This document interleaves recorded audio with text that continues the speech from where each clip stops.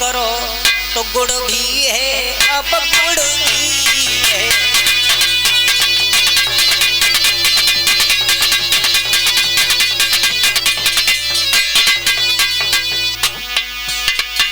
हे महाराज परीक्षित, ये दुनिया एक सी नहीं है। अगर तुम इस दुनिया में नजर को उठा के देखोगे ना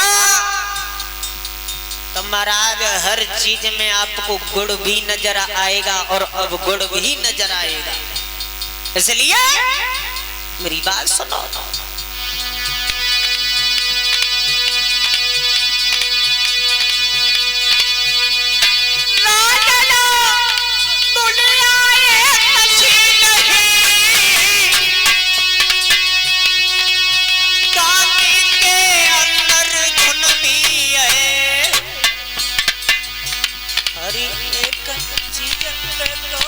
करो तो गुड़ भी है, अब गुड़ भी है।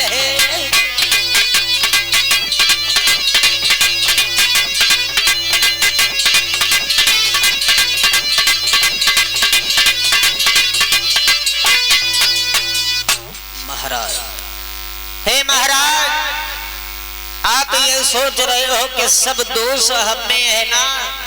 हम में नहीं है।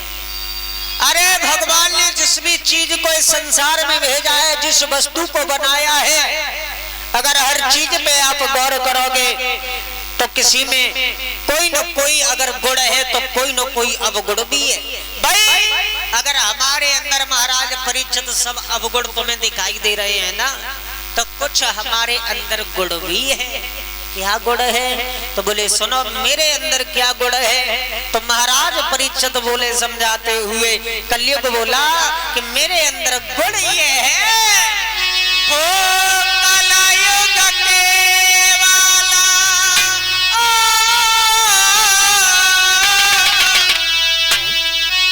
हो कलयुग के वाला नाम आधारा, सो मेरे नर उतर रहे पारा।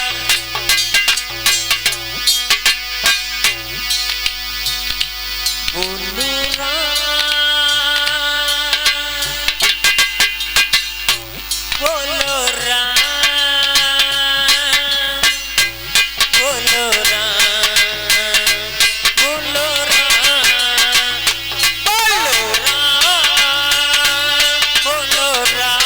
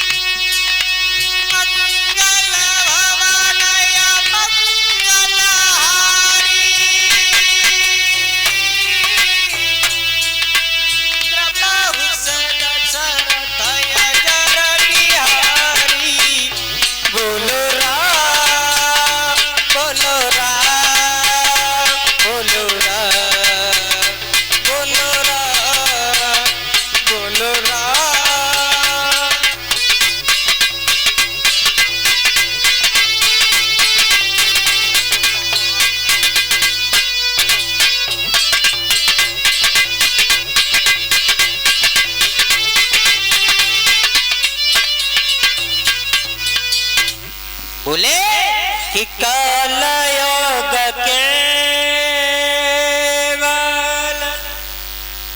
नाम आधारा, सुमेरे सुमेरे नर उतर है पारा। हे महाराज परीक्षा, मेरे इस कलिकाल कलयुग में पहले जैसा नहीं है। कैसा है? बोले पहले जैसा था कि महाराज जो संत महात्मा लोग भगवान का अगर भजन करते थे ना, तो हजारों वर्ष साल बीत जाती थी, लेकिन भगवान को प्राप्त नहीं कर पाते थे। लेकिन हमारे इस कलिकाल कलयुग में क्या है, बोले हमारे इस कलिकाल कलयुग में ये है कि एक बार अगर किसी ने भगवान का नाम मन से ले लिया ना, अगर हमारे इस कलिकाल कलयुग में केवल व्यक्ति मन से ही भगवान का नाम लेता रहे ना, तो भी इस संसार से, इस भव सागर से उसका उद्धार हो जाएगा। बोलो राधे राधे। अरे तेजी से बोलो। तो महाराज समझाते हुए कलयुग कहने लगा है, सुनो महाराज परीक्षित, मेरे राज्य में ये है, पहले सतयुग त्रेता द्वापर में ये था कि लोगों को मनसा पाप लग जाता था। मनसा पाप यानी मन में कोई भी गलत बात सोची तो समझो उसे पाप लग गया। लेकिन हमारे से कलिकाल कलयुग में परीक्षित महाराज ऐसा नहीं है। बोले कैसा है? बोले जब तक आप करोगे नहीं और तब तक कोई पाप लगेगा नहीं। सोचते खूब रहो। तो महाराज बोले हमारे अंदर अगर कुछ अवगुण है तो कुछ गुण भी है। और सुनो महाराज, हमारे अंदर अगर ज्यादा कुछ नहीं है तो थोड़े बहुत गुण हमारे अंदर भी है महाराज परीक्षित। इसलिए राजन ये दुनिया एक सी नहीं है। आप जो सोच रहे हो दाने के अंदर भी गुण होता है। तो महाराज परीक्षित बोले सुनो कलयुग, अच्छा हम तुम्हें मारेंगे नहीं। अगर मैंने तुम्हें मारा तो ब्रह्मा जी ने आपको बनाया है और ब्रह्मा जी की आन टूट जाएगी। इसलिए तुम मेरी एक बात सुनो, हम तुम्हें कुछ स्थान देंगे, आप उस जगह पे रहो। कौन सी जगह पे? बोले सुनो कौन सी जगह पे रहोगे? बोले हम तुम्हें स्थान देंगे, तुम्हें उस जगह पे रहना है। तो महाराज परीक्षित समझाते हुए कहने लगे सुनो भैया कलयुग, कौन सी जगह तुम्हें रहना है?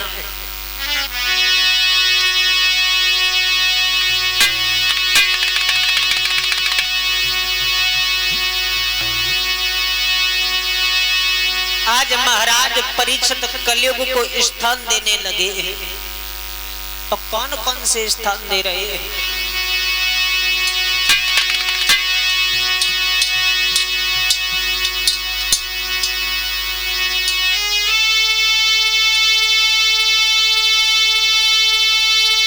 कि जिस जगह जुआ की बाजी हो और झूठी गपोड़ियां चलती हो, बेस्याएं जहां पे रहती हो, मद की प्यालियां छलकती हो,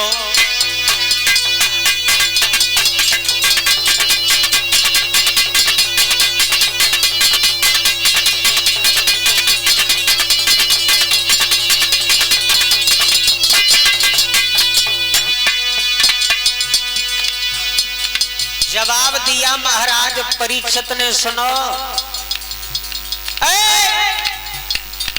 मैं तुम्हें स्थान दे रहा हूं, तुम्हें कहां रहना है उन स्थानों पे अब तुम रहोगे, मेरे बताई हुई जगह पे आप रहोगे।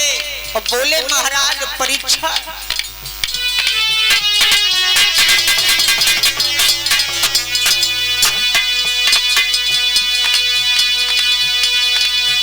जिस जगह जुआ की बाजी हो, झूठी गपोड़ियां चलती हो, बेस्याएं जहां पे रहती हो, मद की प्यालियां छलकती हो,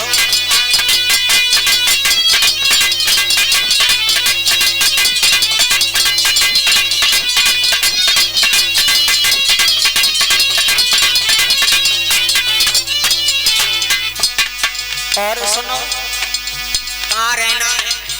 जिस जगह जुआ की बाजी चल रही हो, इक्का दैला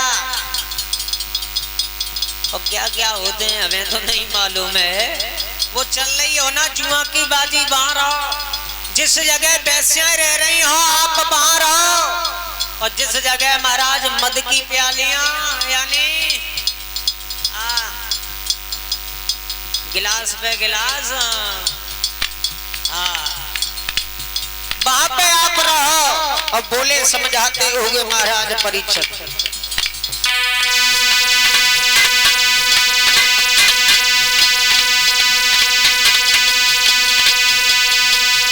जिस जगह गुरु का मान न हो, जिस जगह मान न हो,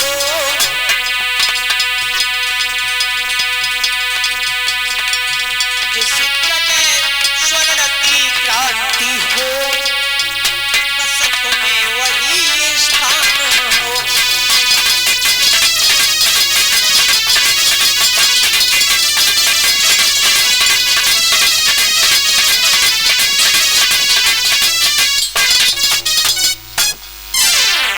महाराज जिस जगह जुआ की बाजी चल रही हो आप उस जगह पे रहो।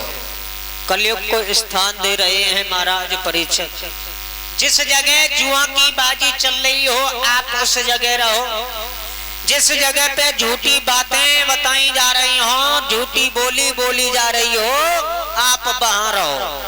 जिस जगह महाराज वैश्याएं रहती हो वहां पे आप रहो। और जिस जगह पे महाराज मद की प्यालियां चलती हो ना आप वहां पे रहो। अच्छा महाराज लोग कहते हैं ना कि शास्त्री जी कथा कहने आए हैं मटकते ज्यादा है ना, ये लोग अक्सर करके कहते हैं। तो महाराज कुछ बातें मटकने से भी समझाई जाती हैं। हाँ, कुछ बातें मटकने से भी समझाई जाती हैं। अब हम समझाएं आपको हैं?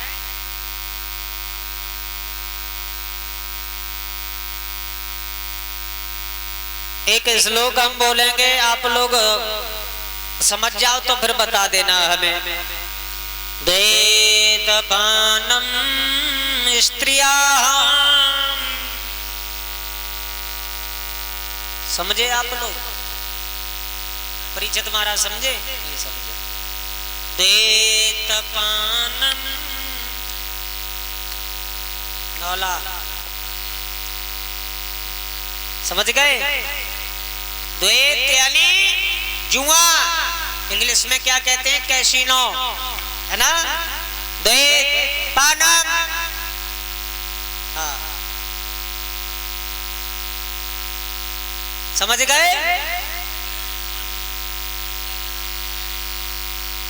द्वैतपानम स्त्रिया यानी महाराज जहां वैश्याएं रह रही हो ना आप वहां पर रहो जा करके। तो महाराज कुछ बातें इशारे में भी समझाई जाती हैं, है ना?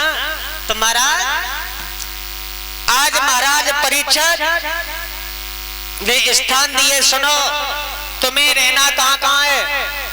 जिस जगह जुआ की बाजी चल रही हो आप वहां पे रहो। जिस जगह वैश्याएं निवासिन हो आप उस जगह पे रहो। जिस जगह गुरु का कोई ध्यान ना हो आप उस जगह पे रहो। और जो इतने स्थान दिए महाराज परीक्षित ने, कलयुग बोला भगवान आपने सब स्थान ऐसे दे दिए जिस जगह रहना बहुत मुश्किल है, कोई ऐसा स्थान दे दीजिए जिस जगह बैठ करके हम घंटे 2 घंटे आराम भी कर सकें, इतना अच्छा स्थान दे दीजिए। तो महाराज परीक्षित ने कहा जाओ तुम्हें सोने में वास हो।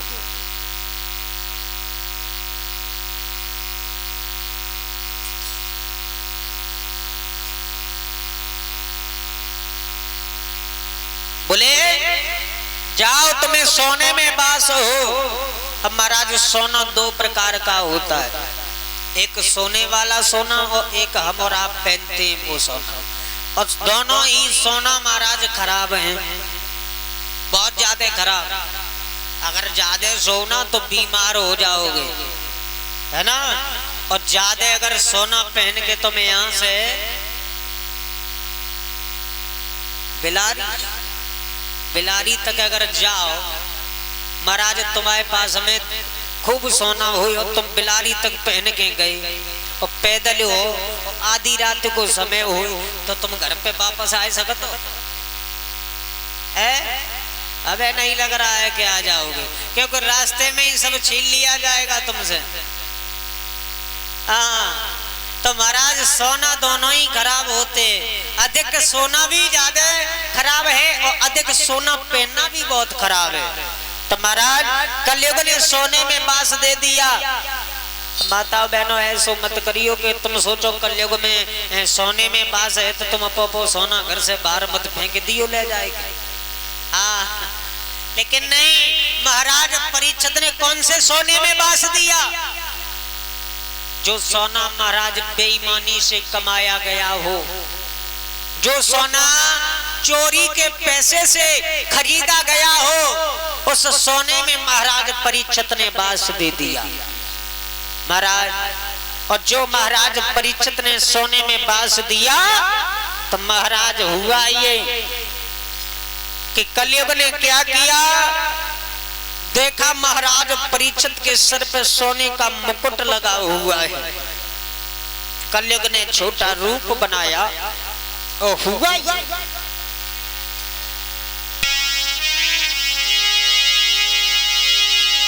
अरे कलयुग छोटा रूप बनाया,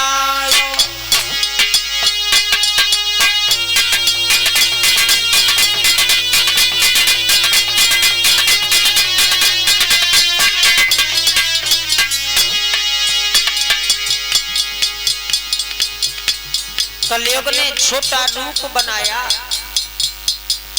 महाराज परीक्षित के मुकुट में सवार हुआ। कलयुग छोटा रूप बनायो, सोने को मुकुट चढ़ के आयो।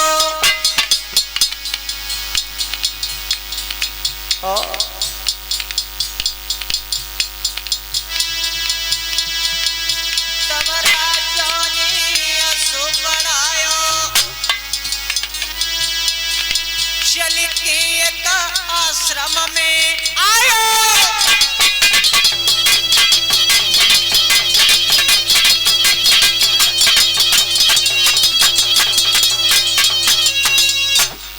महाराज कलयुग ने छोटा रूप बनाया। महाराज परीक्षित के मुकुट में सवार हो गया।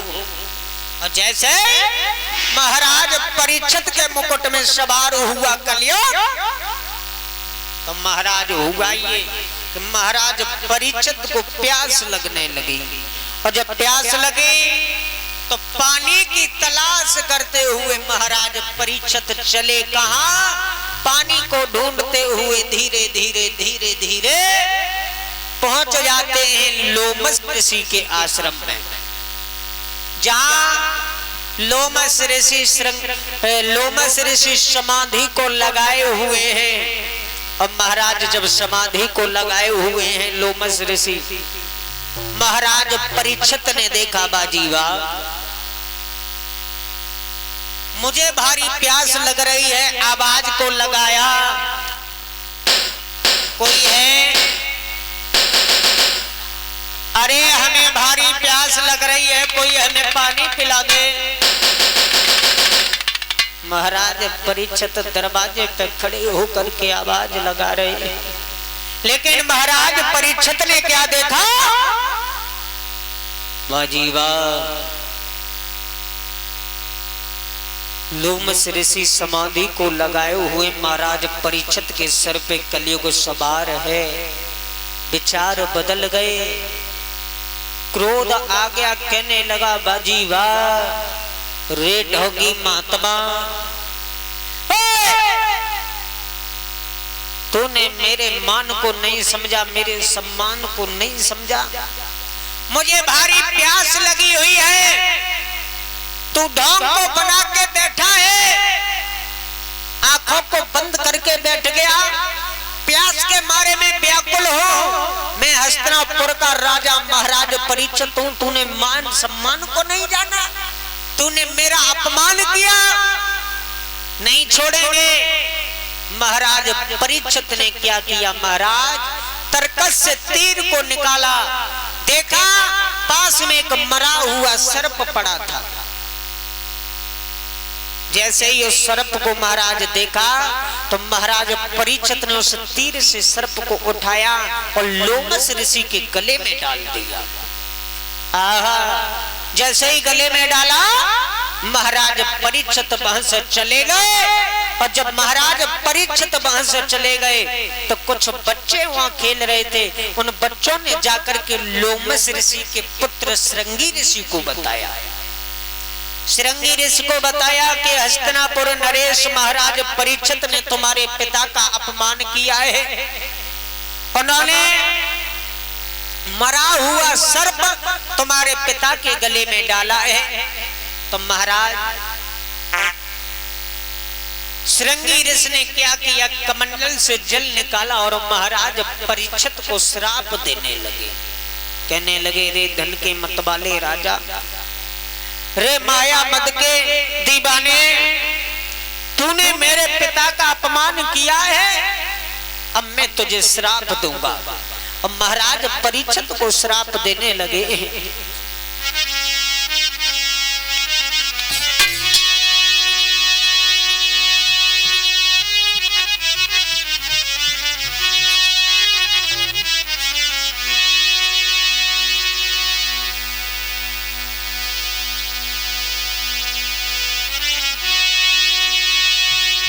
महाराज परीक्षित श्राप, लोमस ऋषि के पुत्र श्रृंगी ऋषि श्राप देने लगे हैं महाराज परीक्षित को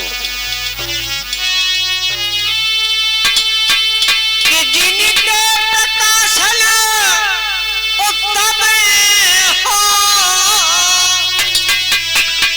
ऐसे प्रभात के सांझ भली,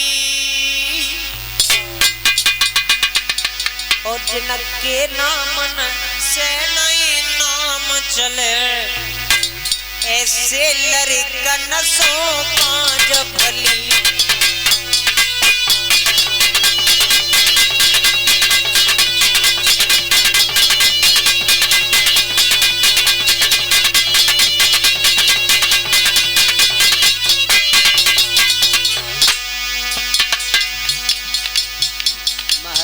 परीक्षित को श्राप देने लगे श्रृंगी ऋषि और बोले,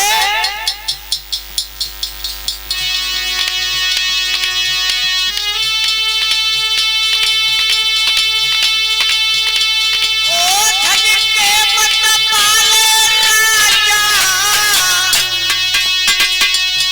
ओ माया मद के दीवाने, मेरे हाथ न मोती तेरी लिखी भेजी विश्व विधाता ने।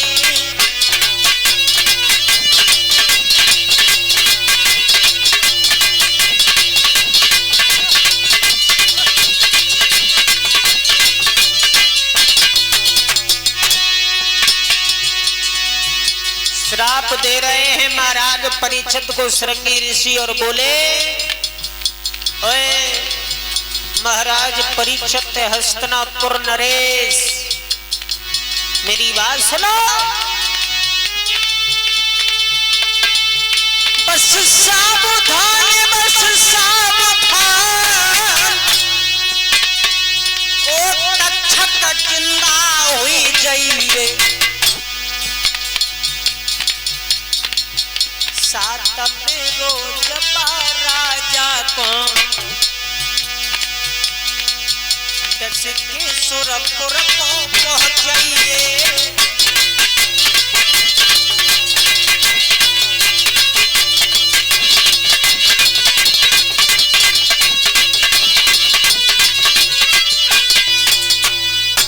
महाराज आज श्राप दिया महाराज परीक्षित को श्रृंगी ऋषि ने, रे धन के मतवाले राजा, रे माया मद के दीवाने,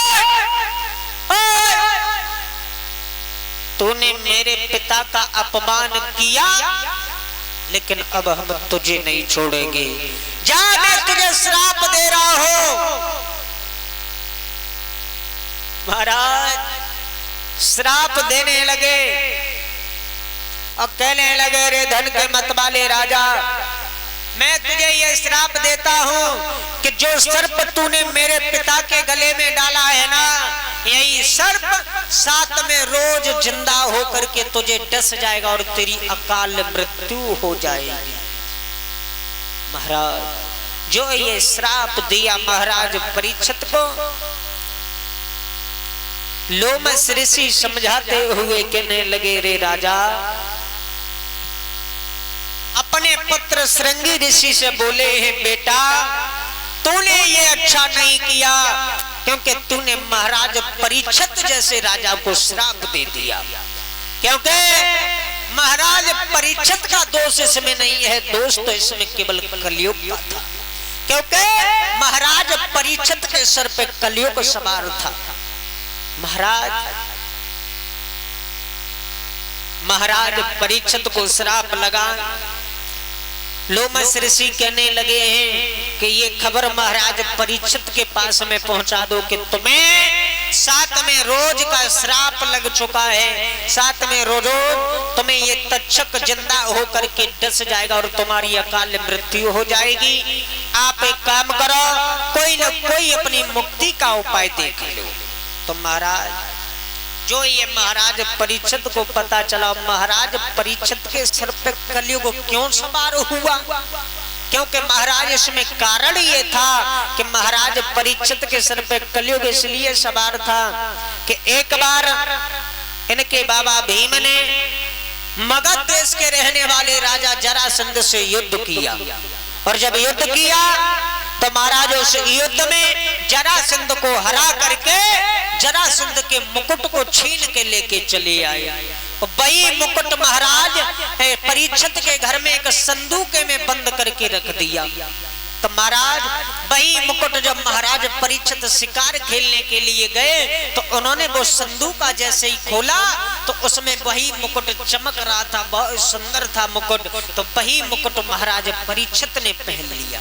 तो इसलिए महाराज परीक्षित के सर पे कलयुग सवार हो गया।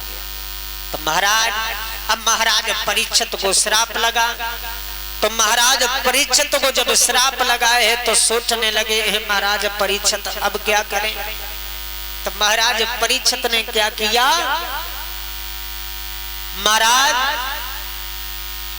महाराज परीक्षित ने घर बार छोड़ा, परिवार छोड़ा, अपने पुत्र जन्मेजय को राज दिया और राज दे करके अपनी पत्नी नबलदे सहित हरिहर गंगा मैया के किनारे चल दिए, जहां 88,000 ऋषियों के मध्य में श्री सूत जी महाराज उन सोनकाद ऋषियों को, श्री व्यास के पुत्र श्री सुखदेव जी महाराज उन सोनकाद ऋषियों को भगवान की कथा सुना रहे हैं।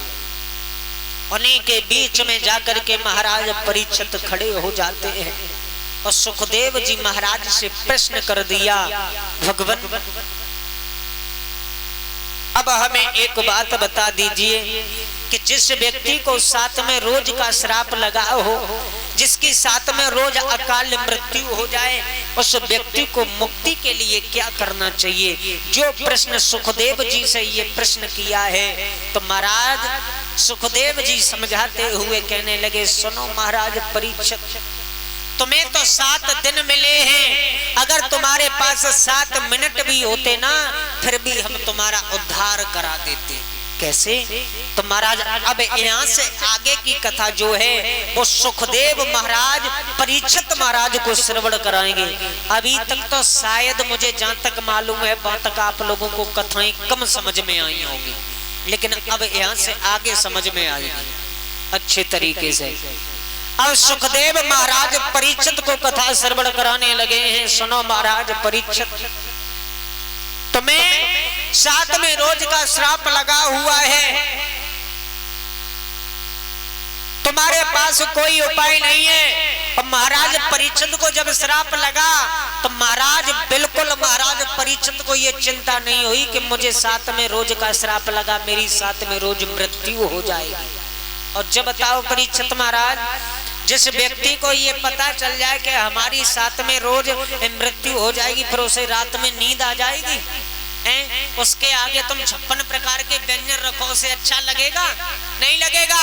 जैसे कि एक कच्चे धागे में आप तलवार को बांध दो और उसके नीचे एक व्यक्ति को बैठा दो और उसके सामने 56 प्रकार के व्यंजन रख दो और फिर उससे कहो खाओ भैया, तो खाएगा? नहीं खाएगा। क्यों? क्योंकि पता नहीं कब वो तलवार ऊपर से गिरे, कब वो धागा टूटे और कब वो तलवार गिरे तो कब उसका प्राणांत हो जाए। तो महाराज वही हाल आज महाराज परीक्षित का है। सोच रहे हैं महाराज परीक्षित भैया श्राप तो लगा है, लेकिन महाराज परीक्षित को बिल्कुल चिंता नहीं है, क्योंकि महाराज परीक्षित ने मन में सोचा कि वाजी बा, दुनिया के पहले ऐसे व्यक्ति हमें जिसे ये ज्ञात है कि 7वें रोज मेरी मृत्यु हो जाएगी, है 7वें रोज मेरे दिन तो निश्चित है कि मुझे उस दिन मरना है। तो महाराज परीक्षित को बिल्कुल चिंता नहीं हुई और महाराज परीक्षित सुखदेव जी महाराज भगवान की कथा को सुनाने लगे हैं। सुनो महाराज परीक्षित, अब तुम्हारे पास केवल उपाय इतना है कि मन को एकाग्रचित करके इंद्रियों को वश में करके बैठो और भगवान की कथा को सुनो। तो महाराज आज भगवान की कथा महाराज परीक्षित को सुना रहे हैं श्री व्यास के पुत्र श्री सुखदेव जी महाराज। सुनो अब यहाँ से आगे की कथा, एक लाइन में पहले कीर्तन बोलो, उसके बाद कथा।